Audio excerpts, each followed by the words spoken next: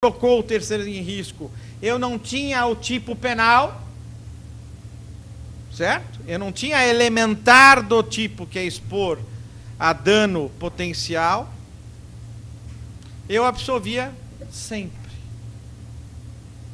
Então, diante daquele quadro de 97, 98, 99, 2000, 2001, 2002, 2003, 2004, 2005, 2006, 2007, 2008, eu fiz esta lei que nós estamos estudando agora, que é a Lei 11.705, de 2008, para alterar exclusivamente o artigo 306 e dizer à população o seguinte: agora é lei seca.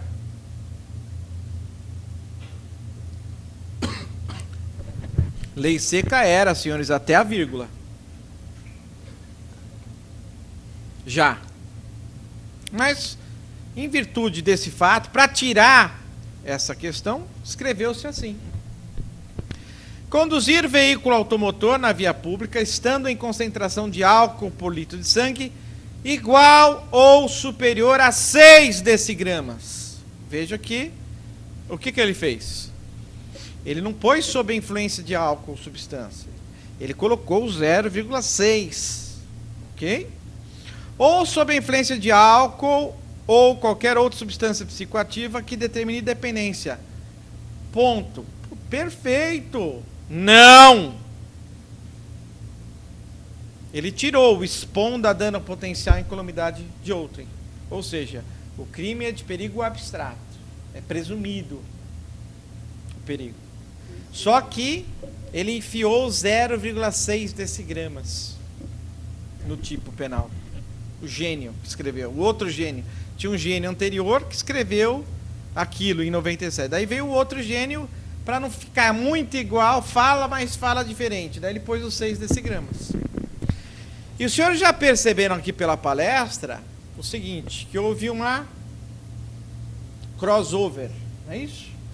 O antigo 165, vamos lá atrás. O antigo 165, lá ó, de 97, virou o atual 2008, o atual 306 de 2008. E o atual de 165 de 2008 era o anterior 306. A redação.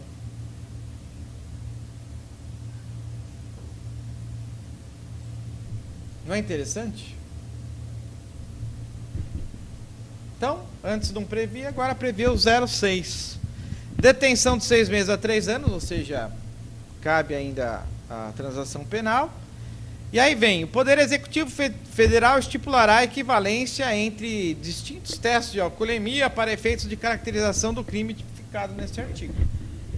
Em outras palavras, para que haja a punição, necessário é, portanto obrigatório, que eu tenha a aferição da quantidade de álcool por litro de sangue. Quais são os métodos para que eu possa fazer isso? O etilômetro, que é o bafômetro, ou o exame de sangue. E aí vem aquele mesmo decreto que eu pedi para os senhores anotarem. Anotem de novo, decreto 6488, de 2008. Diz o seguinte, no seu artigo 2. Para os fins criminais de que trata o artigo 306, Código de Trânsito, a equivalência entre os distintos testes de alcoolemia é o seguinte: 1. Exame de sangue. Concentração igual ou superior a 6 decigramas de álcool por litro de sangue. Ou seja, ele reafirma que eu tenho que ter, se eu fiz o teste de sangue, 0,6. 2. Teste em aparelho de ar alveolar pulmonar, também chamado de bafômetro, que é o etilômetro. Concentração de álcool igual ou superior a 0,3 de miligrama por litro de ar expedido dos pulmões. Concentração de álcool igual ou superior a 0,3 de miligrama por litro de ar dos pulmões. Em outras palavras, para que eu possa ser processado pelo artigo 306, eu tenho que ter ou feito o exame de sangue e dado 0,6 ou mais, ou feito o exame de bafômetro e dado 0,3 décimos de miligrama. Fora isso, é impossível eu ser preso ou processado pelo artigo 306 do CTB. Por quê? Porque o Gênio colocou essas 6 decigramas, como poderia ter colocado 0,3 décimos aqui de álcool alveolar, no tipo penal. É elementar do crime, sem a qual não há tipo penal, sem o qual não há crime, por falta de tipicidade, né? Aqueles que acreditam que o crime é o fato típico e antijurídico. Ok? Muito bem, pontos polêmicos então. Exame de embriaguez, bafômetro e exame de sangue são aqueles únicos capazes de provar a embriaguez ao volante e de fazer com que alguém seja processado pelo artigo 306. E aí vem aquele princípio ridículo, ou descartável, eu diria, que de tão descartável é dito na Constituição Federal, não com essas palavras, viu? Porque eu cansei de dar entrevista e o repórter queria que eu mostrasse onde estava escrito isso. Eu falei, ó, escrito isso não está, né? Mas existe um artigo que fala da presunção da inocência. É aquele mesmo artigo que me permite ficar calado no meu interrogatório. É o mesmo, né? O Pacto de São José da Costa Rica, né, eu fui na Assembleia Legislativa sexta passada defender o meu projeto, e eu tinha ao meu lado um colega que disse que não existe isso. Ele disse que não existe isso que eu vou falar. Não existe, que o Pacto de São José não fala isso. Colega advogado. De que ninguém é obrigado a fazer prova contra si. Está lá, assim está escrito no Pacto de São José da Costa Rica. Assim está escrito, não com essas palavras, na Constituição Federal, no artigo 5º, como direito e garantia fundamental constitucional. Ok? Ou seja, eu sou obrigado a soprar o bafômetro? Não. Eu sou obrigado a me submeter ao exame de sangue? Não. O que significa dizer que eu não posso ser preso, nem muito menos processado por embriaguez ao volante, artigo 306 do CTB. Ao recusar, eu posso ser preso por desacato? Também ouvi essa várias vezes. Eu digo assim, pode, desde que você xingue, né, cuspa no policial, xingue, dê um sopapo nele, aí ele vai te prender por isso. Agora, o fato de se recusar a fazer de uma maneira serena e calma vai fazer com que você esteja exercendo o seu direito e, portanto, não pode ser sancionado pelo Estado por exercer um direito que é assegurado pelo próprio Estado. Ok? Então, se vocês virem esse artigo desse advogado, que eu não vou citar o nome, deletem, porque está errado. Eu não falei isso lá na Assembleia, porque era uma audiência popular, pública. E eu não queria polemizar, eu queria falar do projeto e não queria polemizar. Juridicamente, se ele estivesse aqui, nós poderíamos discutir juridicamente. Ok? O que sobra para o Estado fazer, então? O exame clínico. Não é isso? Aí depois eu vou até perguntar a opinião do Luiz. Eu sou então detido, aspas, sou levado até a delegacia para a lavratura, sabe-se lá Deus do quê? Acho que é um boletim de ocorrência de embriaguez ao volante. E após essa detenção e esse boletim de embriaguez ao volante, eu vou até o IML fazer o exame clínico. 10 horas ou 12, não importa, mas enfim, você vai. Eu estou dizendo que todo esse trâmite é ilegal. Porque o próprio Pacto de São José da Costa Rica, o mesmo que diz que ninguém é obrigado a fazer prova contra si mesmo, o maldito, né? Isso para Hugo Chávez e seus blue caps aí, é um terror esse pacto. E é engraçado que ele subscreveu, mas tudo bem, isso é um detalhe, né? É um terror porque ele fala sobre os direitos humanos, em que, pelo Pacto de São José da Costa Rica, aquele oficial ou aquele policial é obrigado a dizer os motivos pelos quais eu estou sendo detido. Qual o crime que eu pratiquei? No momento da abordagem. E por que eu estou sendo conduzido à delegacia?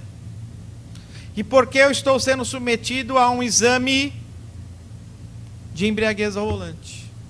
Sendo que a lei diz que para que eu possa ser preso e processado, eu só posso se eu tiver com 0,6 decigramas ou 3/10 de álcool alveolar no bafômetro. Então esta detenção é ilegal, essa detenção ela é arbitrária e sujeitaria até danos morais, né? Tentem, quando estiverem fazendo isso, não sei, enfim, passarem por isso, terem uma testemunha sóbria, de preferência, para que ela sirva de testemunha depois do dano moral, tecnicamente. E aí eu vou lá fazer exame clínico, conheço as suntuosas instalações do Instituto Médico Legal, e lá o médico vai falar, ande em linha reta, põe o dedo no nariz, eu preciso fazer isso? Não. Também não preciso. Porque aí é a parte ativa do exame clínico, em que você se sujeita a fazer. É obrigado? Não. Você pode ficar sentado olhando na cara do médico? Pode.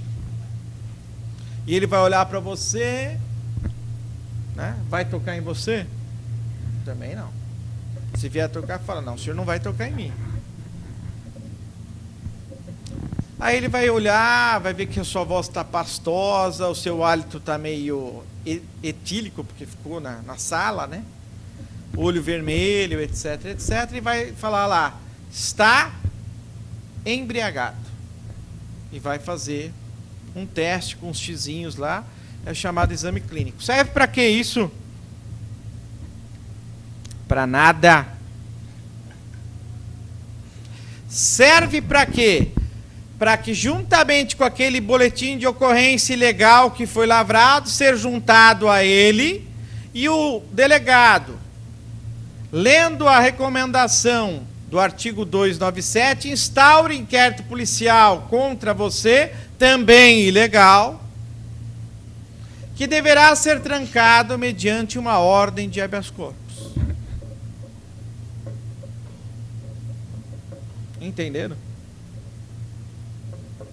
O tamanho da ilegalidade? Ok?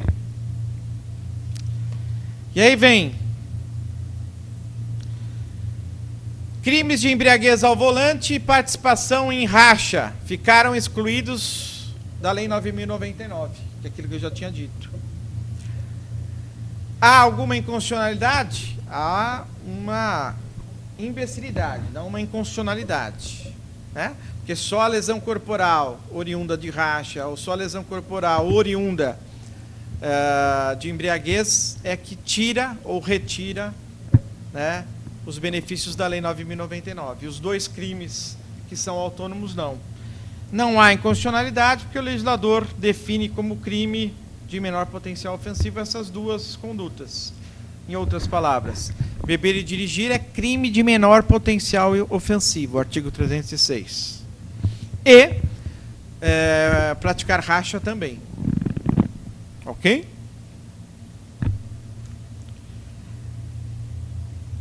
Pontos polêmicos da nova lei, artigo 306, estar sob influência aplicável à primeira e à segunda parte do artigo, sim. Do contrário, seria admitir a volta do crime de perigo abstrato, contrário à ideia vigente de mínima ofensividade. Ou seja, condutor anormal mais condução anormal. E aí vem A constatação da quantidade de álcool por litro de sangue só pode ser feita através de exame de sangue ou bafômetro. Já provei para vocês. Excluída a hipótese do exame clínico, relembrando a escusa constitucional relativa à produção da prova contra si, temos a ausência da prova da elementar do tipo. Quiserem anotar esta questão aí, para vocês terminarem o habeas corpus de vocês. Quiserem me citar lá no DIPO, podem citar que eles já estão acostumados já. Eu virei o advogado dos bêbados ao volante. Então, tem jurisprudência? Tem. De casos meus, pelo menos 18, fora o resto. DIPO, São Paulo. Lembrando que ingressei com HC no DIPO, vai ser concedida a ordem, sujeita esta ordem de habeas corpus ao duplo grau de jurisdição. Vai ao tribunal. Tá?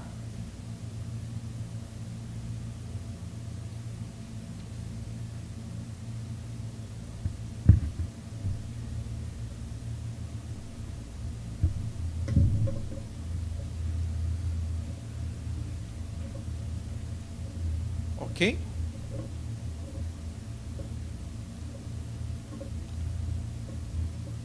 Posso passar? Eu vou até deixar depois aí a transparência, ok? Pontos polêmicos da nova lei: sem exame de sangue ou bafômetro não haverá prova. Logo, ainda que exista infração administrativa, não haverá crime, desde que eu tenha a constatação do 02. Não expressava dosagem mínima, abrindo oportunidade para a constatação da embriaguez através do exame clínico, ou seja, estava excelentemente bem redigido, salvo aquela expressão gerando perigo de dano, ok? Que era só tirar isso, estaria resolvido o problema. E hoje, salvo se a gente conduzir prova contra si de livre e espontânea vontade, não haverá como subsumir a conduta ao tipo penal. Em outras palavras, vai preso e é preso ou processado pelo artigo 306 se você tiver afim. Pô, queria ver como que é o judiciário por dentro, e vou então me submeter ao exame clínico, ao exame de dosagem alcoólica, né, de sangue ou etilômetro. Daí eu vou ser processado. Fora isso, impossível. Ok? E aí vem, senhores, tá muito pequenininho aí, né? Depois das mortes que ocorreram esse ano, eu fui procurado por duas ONGs. Uma delas é a Não Foi Acidente e a Associação Viva Vitão. A Não Foi Acidente do Rafael Baltresca, que perdeu a mãe e a irmã num acidente ali na saída do shopping Vila Lobos. E o Viva Vitão, que foi atropelado pelaquela Land Rover ali na Vila Madalena. Ambos então formaram associações e me procuraram para que eu redigisse juridicamente um projeto de lei de alteração do artigo 306, 165, etc. E assim fiz.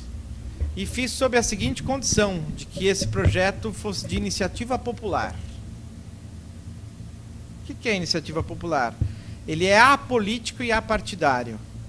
Eu não quero político tomando carona no projeto. Diria para vocês que eu não sei se eu vou conseguir. Não que ele tome carona. Isso eu tenho certeza que não vai. Mas eu não vou conseguir a margem de assinaturas que nós precisamos. Que é o quê? Então, a Constituição Federal consagrou como instrumento de exercício da soberania popular, artigo 14, inciso 3 da Constituição Federal, a iniciativa popular da lei, que poderá ser exercida pela apresentação à Câmara dos Deputados e ao Senado Federal de projeto de lei subscrito por, no mínimo, 1% do eleitorado nacional, distribuído pelo menos por 5 estados, com não menos de 0,3% dos eleitores de cada um deles, conforme preceitua o parágrafo 2º do artigo 61 da Constituição Federal. Então é um projeto de lei de iniciativa popular que precisa de 1.300.000 assinaturas em pelo menos 5 estados da federação. Nos mesmos moldes do projeto de lei chamado Ficha Limpa, que é de iniciativa popular, porque não teria um político feito esse projeto Ficha Limpa, né? Porque senão ele não seria eleito, né? Como também não morreu ainda nenhum filho de político num acidente de trânsito, ou nenhum político, mas político já matou no trânsito, o deputado federal do Paraná, que renunciou ao seu mandato depois disso, matou 2 jovens, né, ao sair embriagado e a estar a 175 km por hora, decepou 2 jovens num carro no Paraná. Né? E aí está se discutindo o dolo eventual e a culpa consciente. Né? Discussão essa que nós levamos com tranquilidade até o Supremo, para que o Supremo decida que é culpa consciente e esteja prescrito o crime. Assim como o mensalão, assim como tantos outros. Ok? E o que é a nossa proposta aqui? A revogação da infração administrativa do artigo 165 e seguintes, ou seja, revogação do artigo 165, não é nova redação. Dirigir embriagado não é infração administrativa, é crime. Certo? E ponto final. 2. A revogação do 276 e 277. Por que 276 e 277? Porque eu acabei de demonstrar aos senhores que o 276 e o 277 dizem que eu posso, né, produzir a prova por qualquer meio notório de embriaguez e mais. O 0,2 do decreto maldito, não é isso? Tem que acabar. E eu tenho que estabelecer uma forma através da qual eu tenho que provar a embriaguez.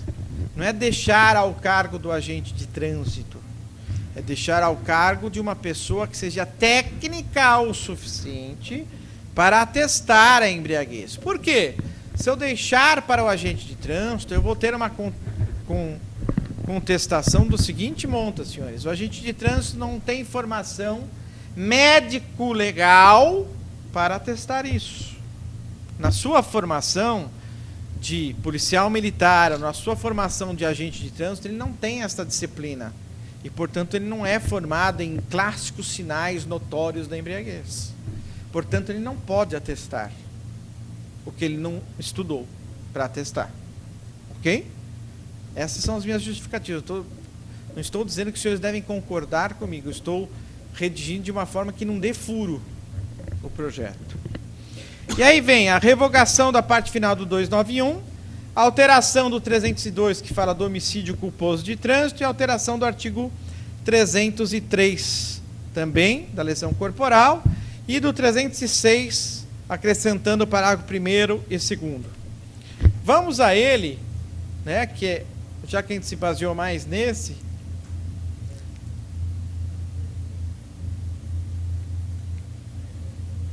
vai estar assim redigido, segundo a minha proposta, senhores.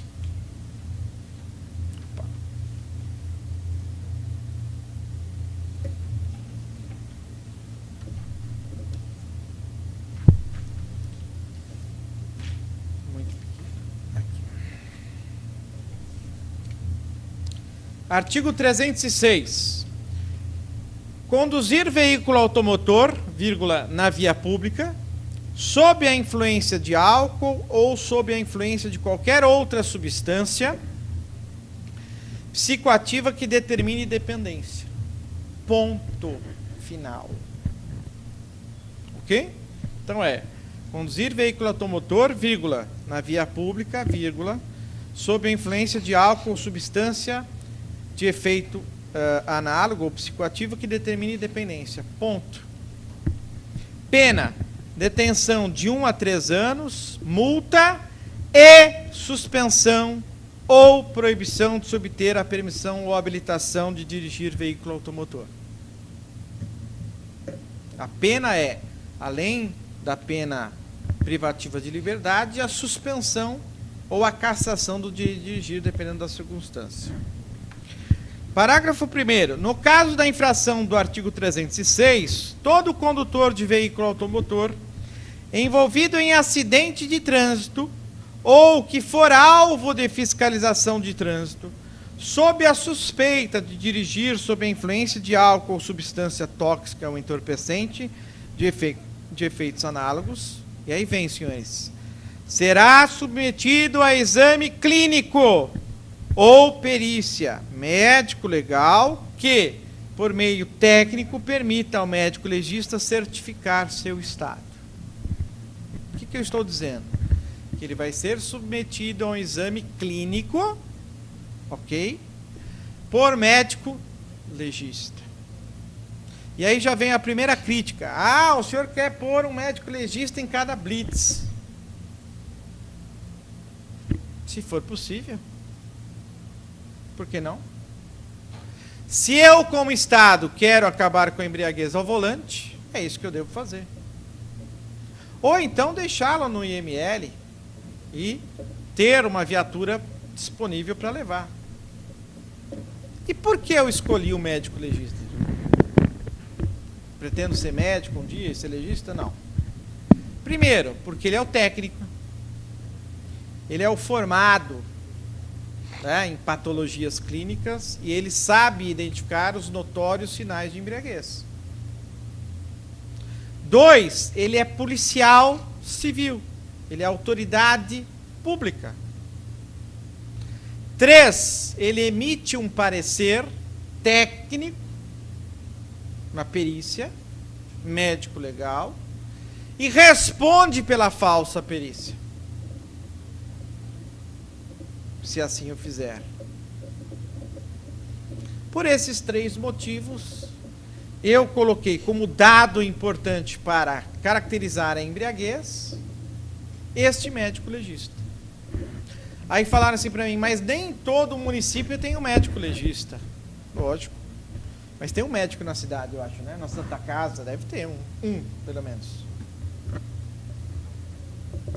E nessa Santa Casa deve ter um plantão. Acho. Então ele pode ser levado e submetido ao exame clínico lá. Ok? E aí vem, a embriaguez de que refere o artigo 306 deste Código poderá ainda ser constatada pelo agente de trânsito mediante a obtenção de outras provas em direito admitidas acerca dos notórios sinais de embriaguez, excitação ou torpor apresentados pelo condutor, que será encaminhado para a realização do exame clínico. Em outras palavras, quem faz a primeira aferição é o agente de trânsito. Que pelos clássicos sinais notórios, ele pode ter a habilidade de conduzir esse indivíduo até o médico legista para que ele faça o laudo, então. Com esta redação, senhores, eu particularmente entendo que estaria sanada, né, essas questões relativas à embriaguez ao volante no que diz respeito ao artigo 306. É lógico que outras alterações também foram pensadas no artigo 302, porque em 2008 foi retirado o inciso 4º, que era uma agravante você matar alguém no trânsito embriagado. Em 2008 foi retirado isso. Ok? Por quê? Porque se criou o tipo penal autônomo 306, achando o legislador de forma também errada que eu poderia combinar o artigo 302 mais o 306 e não posso fazer isso. Ok? Incluindo então o inciso 4 que ficam aí condicionados que há uma causa de aumento de pena significativa, pena que vai de 5 a 8 anos, se ele mata culposamente embriagado. Ok? É isso que propõe esse projeto de lei de iniciativa popular. Havendo maior interesse dos senhores, peço para entrarem no site nãofoiacidente.org, tudo junto, sem acento, Lá está descrito, falando os motivos pelos quais nós pretendemos alterar a lei, etc. Alteração essa que precisa ser feita urgente e que consta hoje, senhores, 2011, 16 de dezembro, com 200.000 assinaturas. Projeto esse que começou agora em outubro. Então eu entendo que essas 200.000 assinaturas já são significativas para que um deputado ou um senador, ou melhor, até a presidenta da República, por ser o ministro da Justiça, pegue este projeto, leia este projeto, altere aquilo que ela entender que deva alterar e encaminhe ao Congresso Nacional por meio de iniciativa do Executivo. Esse é o meu desejo, tá? Porque eu sei que conseguir 1.300.000 assinaturas vai demorar, não que a gente não consiga, mas vai demorar, e eu peço aos senhores que me ajudem nesse sentido. É um projeto que tem o apoio aqui da OAB de São Paulo. Eu sou presidente também da Comissão do Sistema Viário e de Trânsito da OAB, e nesse sentido esse projeto é uma das minhas metas enquanto presidente desta comissão. E contaria aí com a ajuda dos senhores para que a gente pudesse, através de todas essas explicações que eu consegui dar através dessa palestra aos senhores, a sociedade civil se conscientizasse que não é uma questão política ou social alterar a lei. É uma questão necessária, porque da forma como ela está redigida, ninguém será punido.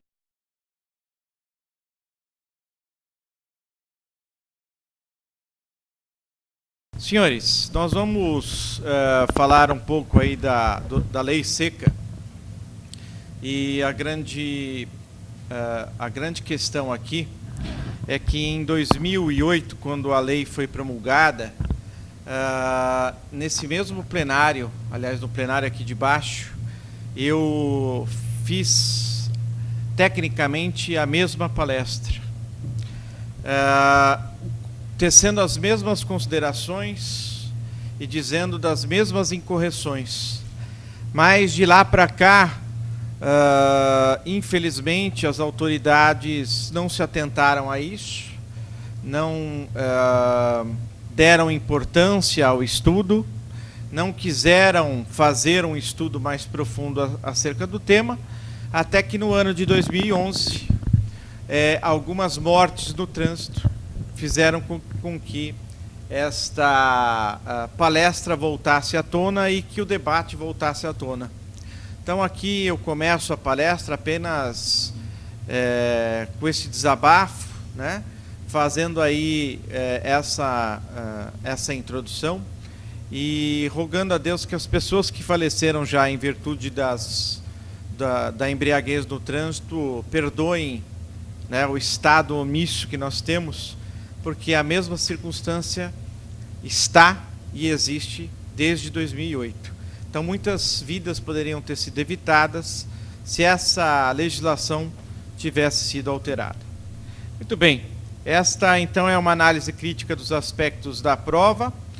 Quando a lei foi editada, isso em 2008, a lei 11.705 de 2008, qual era a tendência? A tendência legislativa, a tendência da mídia, a tendência do Estado.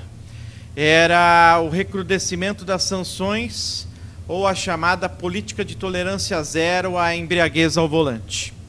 Para tanto, que se fez um alarde na mídia sobre a legislação, seguido aí de um cunho estatal de blitzes da Polícia Militar, da Polícia Rodoviária, no sentido de que as questões com relação à alcoolemia fosse mesmo de tolerância zero, e o que fez com que naquele primeiro momento, ou seja, em agosto, né, de 2008, houvesse uma redução significativa dos acidentes de trânsito em virtude da embriaguez ao volante e também das mortes no trânsito naquele primeiro momento. Pois bem, esta alcoolemia zero, na verdade, ela é o objeto aí de algumas imperfeições, porque muito embora eu tenha uma mídia favorável no sentido de lei seca, né, e esse é o tema até que está no cartaz da palestra, nós vamos verificar aqui através dessa análise crítica que essa lei não é tão seca assim, ela é um pouco embriagada, né? Por quê? Quando ela surgiu, não existe, né, a tolerância zero para bebida e volante. Existe sim uma tolerância de algumas decigramas de álcool por litro de sangue que nós vamos apresentar aos senhores, ok? Continuando aqui, eu faço uma comparação entre a Lei 9.503, que existia até então, de 97, que é o Código Nacional de Trânsito, e a lei promulgada em 2008, 11.705. O artigo 165 e 97 dizia o seguinte: dirigir sob a influência de álcool em nível superior a 6 decigramas por litro de sangue ou de qualquer substância entorpecente ou que determine dependência física ou psíquica.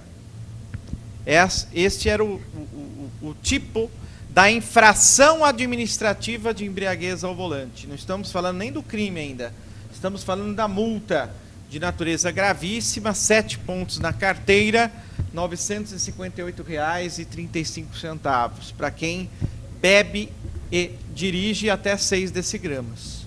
Ocorre que, em 2008, com a alteração desta lei, de lei seca, né, o artigo 165 foi assim redigido: dirigir sob a influência de álcool ou de qualquer outra substância psicoativa que determine dependência.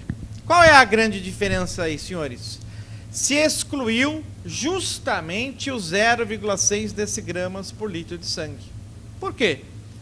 Porque as únicas formas através das quais eu poderia provar isso é através de exames periciais.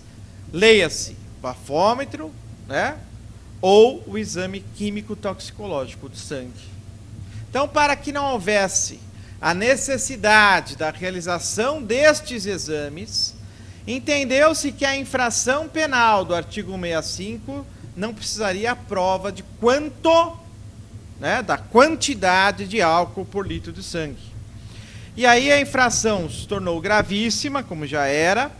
Tem aí uma multa que pode ser multiplicada por 5 vezes o valor dela e a suspensão de dirigir por 12 meses. Tá? Retenção do veículo até a apresentação de condutor habilitado e recolhimento do documento de habilitação. Ok? Muito bem. Dentro desse sentido, começou-se a indagar, então, quais seriam as formas para que se apurasse que aquele determinado indivíduo está ou não embriagado.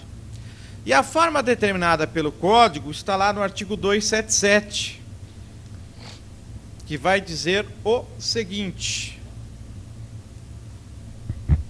Ok?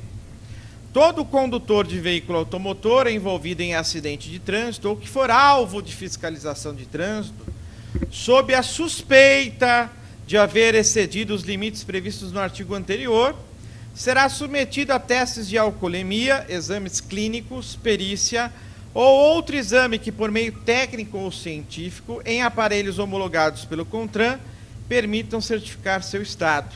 Parágrafo único. Medida correspondente aplica-se no caso de suspeita do uso de substância entorpecente, tóxica ou de efeitos análogos. Vejam.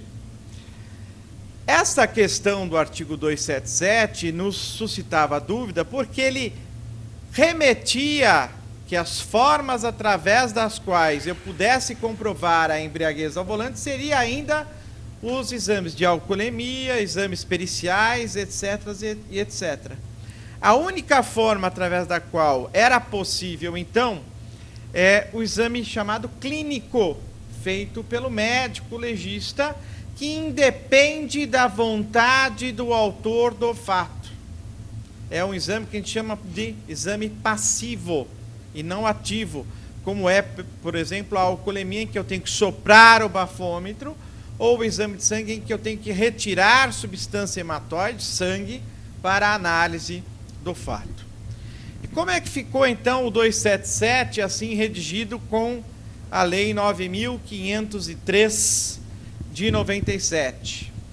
Todo condutor de veículo automotor envolvido em acidente de trânsito ou que for alvo de fiscalização de trânsito, sob a suspeita de dirigir sob a influência de álcool, será submetido a testes de alcoolemia, exames técnicos, perícia ou outro exame que, por meios técnicos ou científicos, em aparelhos homologados pelo CONTRAN, permitam certificar seu estado. Parágrafo 1º. Medida correspondente aplica-se no caso de suspeita do uso de substância entorpecente, tóxica ou efeitos análogos. A infração prevista no artigo 165 poderá ser caracterizada pelo agente de trânsito, mediante a obtenção de outras provas em direito admitidas acerca dos notórios sinais de embriaguez, excitação ou torpor apresentados pelo condutor. Em outras palavras, senhores, a palavra do agente de trânsito, seja ele o marronzinho aqui em São Paulo, seja ele o policial militar de trânsito, ou seja ele o policial militar, desde que ele constatasse, pelos sinais notórios de embriaguez, este estado, valia como prova, ou entre outras expressões, vale como prova, porque não foi revogado o 277. Só que o artigo 277 fala especificamente para qual artigo? Artigo 165, que é a infração administrativa. Não fala nada sobre o artigo 306, que é o crime de embriaguez ao volante. Então, para que eu possa multar alguém por dirigir embriagado, basta o quê? Eu entender, verificar como agente de trânsito que aquele indivíduo está tecnicamente embriagado. Através do quê? Dos notórios sinais da embriaguez. E ponto final. Ok? Então vejam, só fazendo um pequeno resumo até agora do que falamos. 165 e 97 falava dos 6 decigramas. Em 2008 foi retirado esses 6 decigramas. Ok? Em 97 eu tinha que provar esses 6 decigramas por alcoolemia, testes periciais, por lógico e óbvio. Hoje basta o quê? Basta que eu tenha os sinais notórios da embriaguez constatados por quem? Pelo agente de trânsito. Para isso basta o quê? A multa, senhores, do 165. Gravíssima, 7 pontos na carteira, vezes 5 o valor dessa multa e a suspensão do direito de habilitação pelo prazo de 12 meses. Ok?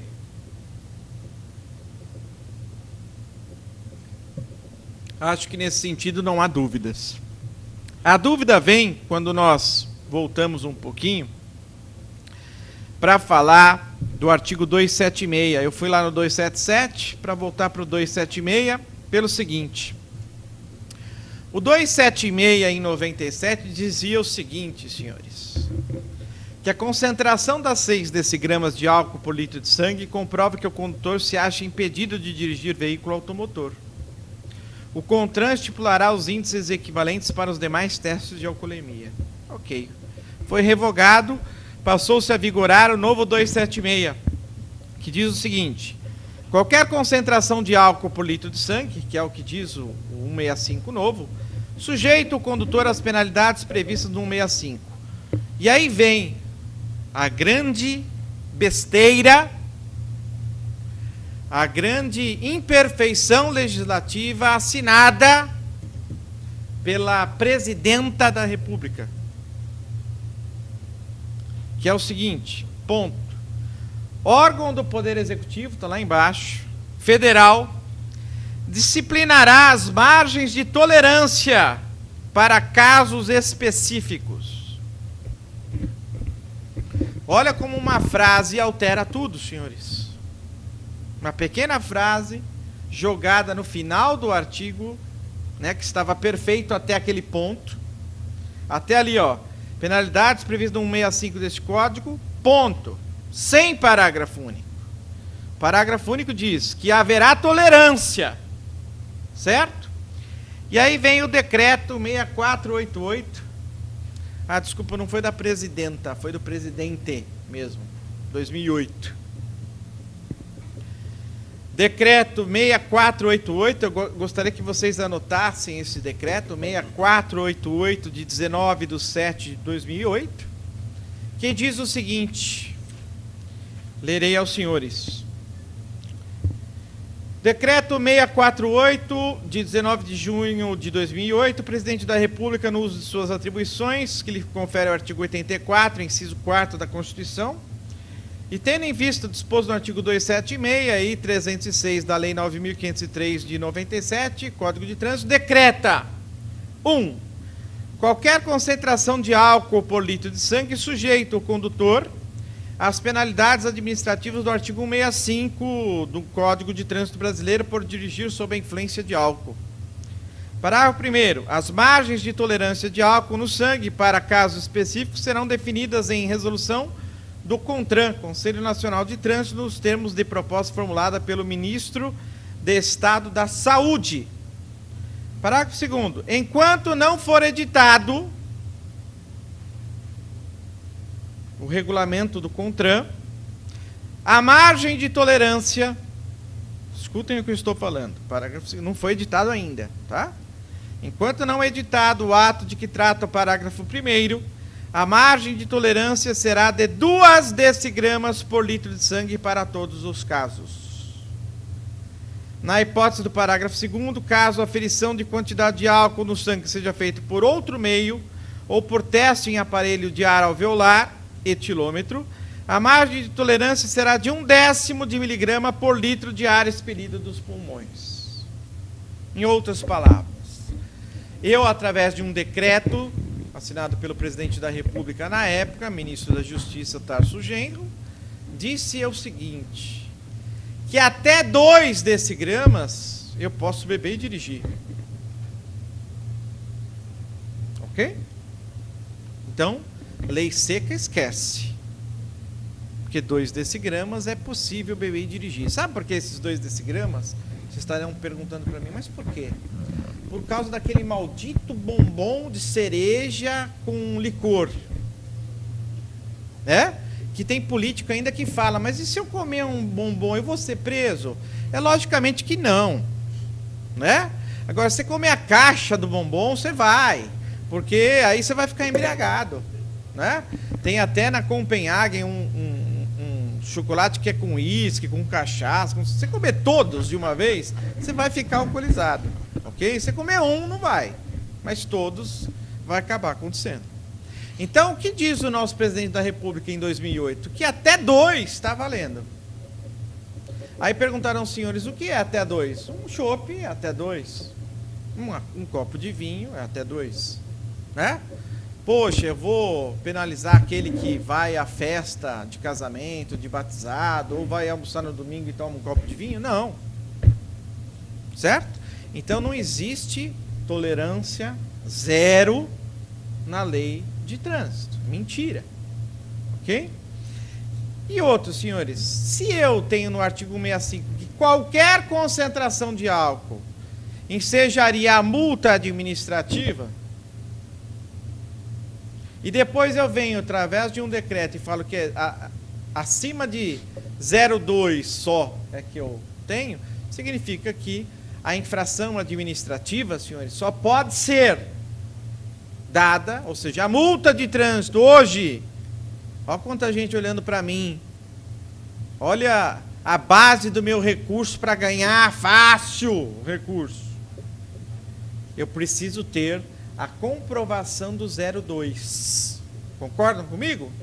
Se eu tenho que ter uma concentração de pelo menos 0,2 e eu não fiz o etilômetro alveolar, ou seja, eu não soprei o bafômetro, ou eu não fiz o exame de sangue, eu não posso ser multado com base no artigo 165. Não posso. Por quê?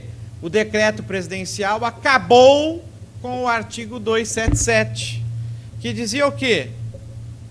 Que a infração prevista no 165 poderá ser caracterizada pelo agente de trânsito mediante a obtenção de outras provas em direito admitidas acerca dos notórios sinais de embriaguez, excitação, torpor, etc. Então, o presidente da República, junto com o senhor Tarso Genro, vamos dar o nome, né, aos bois, Luiz Inácio Lula da Silva, Tarso Genro, hoje é governador do Rio Grande do Sul, José Gomes Temporão, hoje é senador, Márcio Fortes de Almeida, ok, um abraço, não sei quem é, e Jorge Armando Félix. Esses são os que assinam o decreto, que contradiz o artigo 277 que está aí no PowerPoint para vocês. Ok? Então, aqueles clientes de vocês que forem multados com base no 165, qual é a tese? O decreto 6488 de 2008. Vai ganhar na Jari? Não. Por quê? Porque eles não vão ler. Né? Aqui eu falo mesmo. Não vai ler e não vai deferir. Vai ter que ir para a justiça? Vai. Vai ganhar? Fácil. Ok? Mandado de segurança. Ou ação desconstitutiva de multa. E por aí vai. Repetição de indébito, sei lá eu. Não é minha área. Ok? Tranquilo até aqui, senhores? Então, desestigmatizado o artigo 165. Podemos prosseguir? Vamos então falar de uma outra situação importante. O 291. O 291, em 97, dizia o seguinte, agora já entrando na parte dos crimes do Código de Trânsito.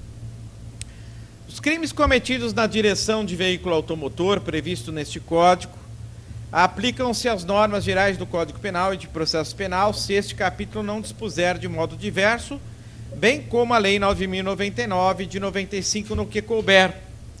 Aplicam-se aos crimes de trânsito, de lesão corporal culposa de trânsito, de embriaguez ao volante e de participação em competição não autorizada, vulgarmente conhecido como racha, o disposto no artigo 74, 76 e 88 da Lei 9.099 de 95. O que significa dizer que, para lesão corporal culposa de trânsito, eu precisava da representação do ofendido. Ok? E, nos crimes de embriaguez ao volante, cuja pena era de 6 meses, caberia a transação penal. Na competição não autorizada, racha, também caberia a transação penal. Então, tecnicamente, se criminalizou essas condutas, mas processualmente se afrouxou a forma de punição. Ok? O que fazer então para consertar isso? Em 2008, com a edição da lei nova, foi redigido assim o 291. Aos crimes de trânsito em direção de veículo automotor previstos neste Código, aplicam-se as normas do Código de Processo Penal, se não dispuser de modo diverso. Aí vem, parágrafo 1º. Aplica-se aos crimes de trânsito de lesão corporal culposa o disposto no artigo 74, 76 e 88, exceto se o agente estiver 1. Sob a influência de álcool ou qualquer outra substância psicoativa que determine dependência. 2. Participando em via pública de corrida, disputa ou competição automobilística, de exibição ou demonstração de perícia em manobra de veículo automotor não autorizada pela autoridade competente. Racha. 3. Transitando em velocidade superior à máxima permitida para a via em 50 km por hora.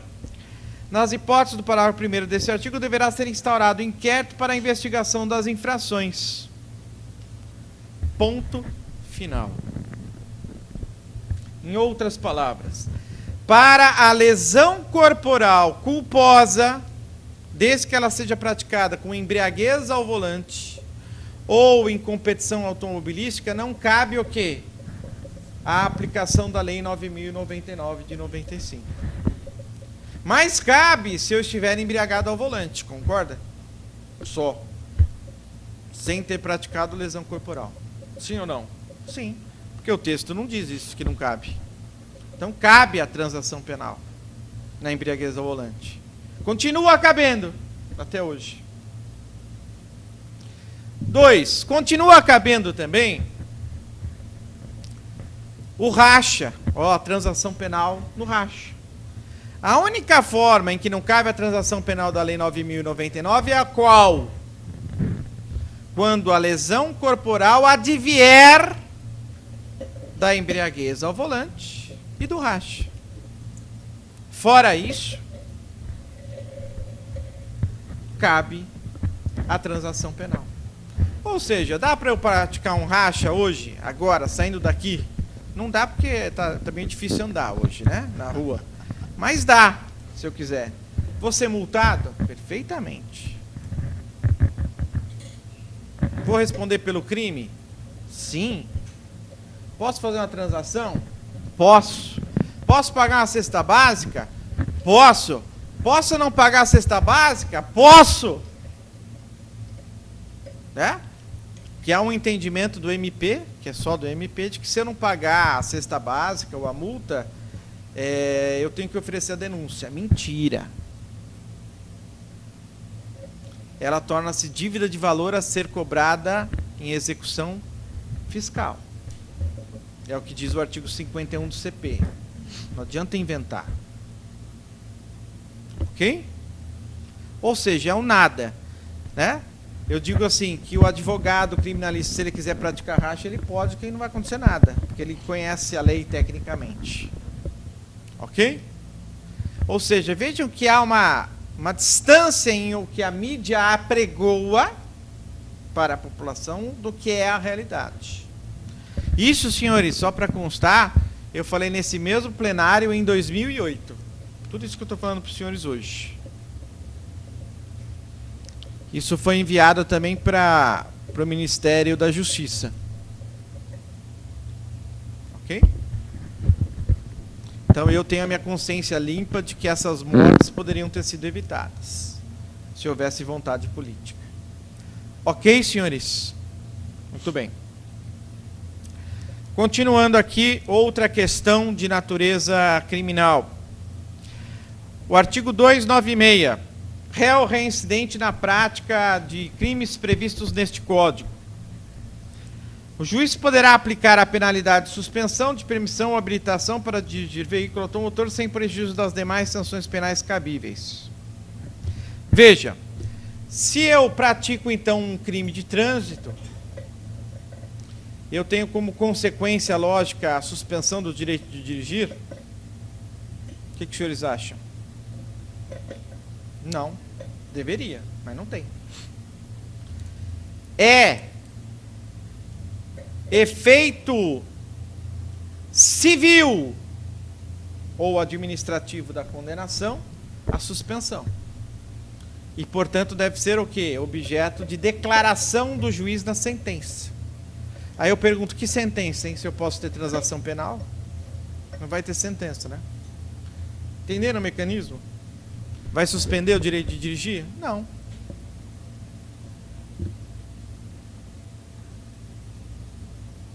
Diferente, olha só como é importante, hein? No 165 novo, quer dizer, de 2008, eu tenho a suspensão por 12 meses, se eu praticar uma infração administrativa. Se eu praticar um crime de trânsito, de embriaguez ao volante, eu não tenho a suspensão da carteira. Interessante, né? E aí, falou-se o seguinte, não, vamos melhorar o 296. Se o réu for reincidente na prática de crime nesse código, aí sim. Aí ele pode ter a sua carteira suspensa. O que significa dizer, no primeiro comando de uma primeira sentença por crime de trânsito, que eu não posso suspender. Só quando eu for reincidente. Retirando a possibilidade do juiz de aplicar o efeito civil ou administrativo da sentença, quando é a primeira vez. Então, a primeira vez está liberado. Você pode dirigir embriagado, que está valendo. Ou praticar racha, ou matar alguém. Não tem problema, vai poder dirigir. Ok? Agora, se matar de novo, aí a gente vai suspender a sua permissão de dirigir. Ok? Isso porque a lei passou na Comissão de Constituição e Justiça, senhores. Tá? Depois, se vocês quiserem ver como é que se vota lá, tem no YouTube. Tá? A votação de 308 projetos em 12 segundos. Muito bem. Agora chegamos à questão polêmica da palestra, que é o 306. Que é o crime de embriaguez ao volante. Ok? Então reparem que nós temos a embriaguez ao volante administrativa, que é o quê? Só pontuando e resumindo, de 0 a 0,2 está liberado. Posso beber e dirigir. De 0,2, agora nós vamos ver, a 0,6, o que acontece? Artigo 165, infração administrativa. E acima de 0,6, crime. Entendeu a graduação? Até 0,2, liberado. De 0,2 a 0,6, infração do artigo 165. Acima de 0,6, crime. Vamos ver se isso é verdade. Em 97, o artigo 306 era assim descrito: conduzir veículo automotor na via pública sob a influência de álcool ou substância de efeitos análogos, vírgula, expondo a dano potencial à incolumidade de outrem. Aí eu falo, maldito que pôs essa vírgula. Maldito. Era, tá, efeitos análogos, ponto. Ok? Por quê? Esta vírgula, expondo a dano potencial à incolumidade de outrem, diz que o crime é de perigo concreto ou abstrato? Perigo concreto. Eu tenho que demonstrar que com a minha conduta embriagada eu coloquei terceiros em risco. Ok? E aí vem aquele exemplo que eu dou na aula. Aquele cara, trabalhador, que trabalha ali braçal a semana inteira, e daí ele pega o seu Fusca ou a sua Brasília, para não dizer que é só os carrões, e toma o seu aperitivo no sábado de manhã, depois do futebol, e volta dirigindo para casa tranquilamente, porque ele faz isso há pelo menos 30 anos, ele não poderia ser punido pelo artigo 306, porque ele não colocou em risco a segurança de ninguém. Ou eu posso estar bêbado, mas muito, e eu estou lá na faixa da direita, na marginal, 50 km por hora, que é o que eu devo fazer, e vou na linha reta, meu caminho, dou pisca para virar, pisca, e vou e chego em casa. Eu expus alguém a algum risco? Não, não expus. Mas algum gênio colocou esta vírgula e colocou essa frase. Ok? Como isso suscitou à época o quê? Uma série de demandas, e através dessa vírgula que eu consegui absolver a pessoa. Por quê? Porque se eu não tivesse a comprovação de fato de que ele